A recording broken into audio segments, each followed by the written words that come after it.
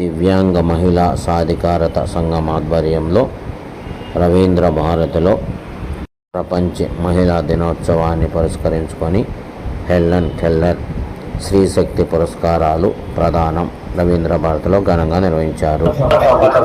కాబట్టి ఈ 3 చరణాలు గుర్తుంచుకోవాలి. ఏదో మా గురువులు చెప్పింది మీకు చెప్తున్నాం, మేము చదువుకోలేదు, అయినా కూడా రాష్ట్రాలు జరిగే ఈ అవగాహనలో అవేర్నెస్ ప్రోగ్రామ్స్ ఎక్కువ చేస్తాం కాబట్టి దాంట్లో పెద్దలు చెప్పిన మాట జస్టిస్ చంద్రయ్య సార్ చెప్పిన ఆయన వెంటనే ఎక్కువ ప్రోగ్రామ్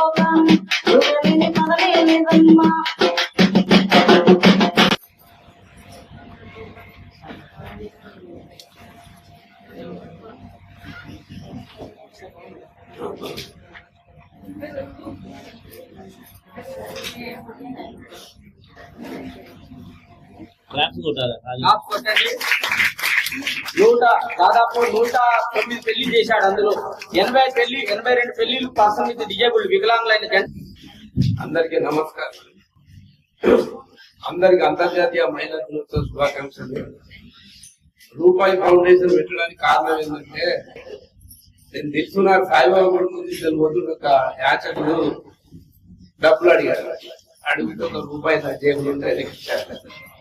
రూపాయి ఇస్తే ఆడు ఏంటంటే ఇప్పుడే తక్కువ అనుకో, రూపాయికి ఏమవుతుంది సార్ ఛాయ రాదని నన్ను కిందికెళ్ళి తక్కువ మొత్తం తింటా ఉన్నాడు. ఇద్దరు చెప్పి పడుకొని ఆలోచించి ఇంటికి పోయి రూపాయి ఇస్తే ఎందుకు ఇచ్చిండు, అసలు నాకు మంత్రం పడుతుంది ఇంటికి రూపాయి ఇస్తే కూడా చెప్తున్నాను. కానీ అప్పుడు 1 రూపాయి ఫౌండేషన్ పెట్టి సబ్ రిజిస్టర్ దగ్గర పోయి నెంబర్ 1 ఒకటే నెంబర్ తీసుకుని అది కూడా ఏం బతిలాడి 1 రూపాయి ఫౌండేషన్ ఒకటే నెంబర్ కావాలి, అది ఒక్క నెంబర్ ఇచ్చారు. అప్పుడు ఏం చేసినట్టే రూపాయి ఫౌండేషన్ ఆధ్వర్యంలో రూపాయికి పెట్టి దాని కాన్సెప్ట్ ఏంటంటే రూపాయికి రత్నం, రూపాయి కట్నం పట్నంలో పెళ్ళంటే 100 ఏళ్ల పంట 100 పైసలకేనంట అవుతుంది అంట. నా కాన్సెప్ట్ అది 1 రూపాయికి పెళ్లి. నేను డొనేషన్ కూడా 1 రూపాయి తీసుకుంటాను. ఎట్లా 1 రూపాయి సాధ్యం అంటారు? అన్ని వాట్సాప్ గ్రూపులలో స్కాన్ పంపిస్తారు. 1 రూపాయి ఇవ్వండి, 1 రూపాయి.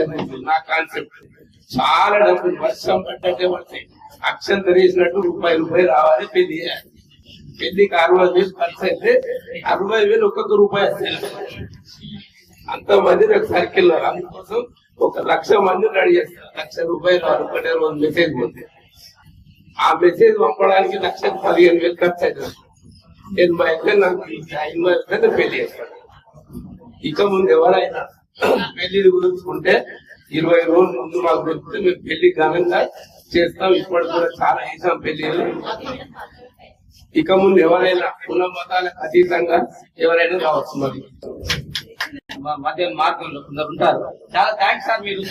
మీరు ఎవరికైనా పెళ్లి కావాలంటే చింతపడకండి. మ్యారేజ్ చేసుకుని 18 years నుండి సర్టిఫికేట్ పోతే తీసుకెళ్ళండి. మధ్య రండి, అడ్రస్ ఇస్తాడు. రూపాయి ఫౌండేషన్ ద్వారా ఇడ్లీలు పెడతారు. పొద్దున్నే ఎక్కడైనా పెట్టమన్నా జనాలను అక్కడ పెడతాడు. దాంట్లో రోజు రాగి దవా ఇప్పుడు మన రజనీబాయి గారు ఒకటి అడిగారు. మన దివ్యాంగుల నుంచి మంచి డాన్సులు చూసారు పోయినసారి ప్రోగ్రామ్ లా. చాలా డాన్సులు పాటలు ఎన్నో విన్నారు. కానీ ఈ రోజు టైం లేనందువల్ల డాన్స్ అనేది చేయించలేకపోయినా కానీ సాంగ్స్ అనేది పాడిపిస్తాను. ఈ రోజు నిర్వహిస్తున్న ఉమెన్స్ డే సందర్భంగా ముఖ్యంగా ఇప్పుడే నేను MCHRDలో సర్ఫ్ వాళ్ళకి వికలాంగులకు డిజబిలిటీ హెల్త్ మీద క్లాస్ తీసుకొని వస్తున్నాను. ఇప్పుడే ఒక 1.5 hours నుంచి. డిజబిలిటీ హెల్త్ అంటే దివ్యాంగులలో ఎలాంటి హెల్త్ సమస్యలు ఉంటాయి, వాళ్ళని ఎలా మొబిలైజ్ చేయాలి, గ్రామాల నుంచి కానీ డిఫరెంట్ మండల హెడ్ క్వార్టర్స్ నుంచి హెల్త్ సమస్యలు ఎలా ఉంటాయి, వాటి మీద సర్పు దాదాపుగా ఒక 500 మందికి ట్రైనింగ్ ఇవ్వడం జరిగింది. ముఖ్యంగా మానసికంగా శారీరకంగా దెబ్బతినే వాళ్ళు ఎక్కువగా ఉంటారు. అందులో కంజనైటల్ పుట్టుకతో వచ్చే సమస్యలు, డెలివరీకి ముందు, డెలివరీలో, ఆ డెలివరీ తర్వాత వచ్చే సమస్యలు, ఇలాంటి హెల్త్ పరమైన సమస్యల గురించి చర్చించడం జరిగింది. MCHRD అంటే మరి చెన్నారెడ్డి ఏదైతే హ్యూమన్ రిసోర్స్ దాంట్లో ఉందో అందులో చాలా వరకు అధికారులు కూడా ఉంటాయి. మనం గ్రామాల నుంచి ఈ దివ్యాంగులకు సమస్యలు, హెల్త్ సమస్యలు ఎన్నో ఉంటాయి. హెడ్ టు టో అంటే కాళ్ళ నుంచి పాదాల నుంచి మొదలెడితే పై వరకు చాలా సమస్యల గురించి మనం తెలుసుకోవడం, వాటిని ఏ సమస్యల్ని ఎలా సాల్వ్ చేయడం, ఆర్పీలు ఎలా మొబిలైజ్ చేయాలి, సెల్ఫ్ ఆర్గనైజేషన్ ఎలా వీళ్ళకి సహాయం చేయాలి, మెప్మా గానీ, వికాసం గానీ, సెల్ఫ్ గానీ, DDRC గానీ, ఇలాంటి ఎన్నో విభాగాలు మన గవర్నమెంట్ ఏజెన్సీలో ఉన్నాయి. దీనికి తోడు NGOs కూడా సపోర్ట్ చేస్తున్నారు. వికలాంగులను సకలాంగులు చేసే ఒక ప్రక్రియ ద్వారా గత 30 సంవత్సరాల నుంచి చిన్న ఆపరేషన్ అంటే మేజర్ గా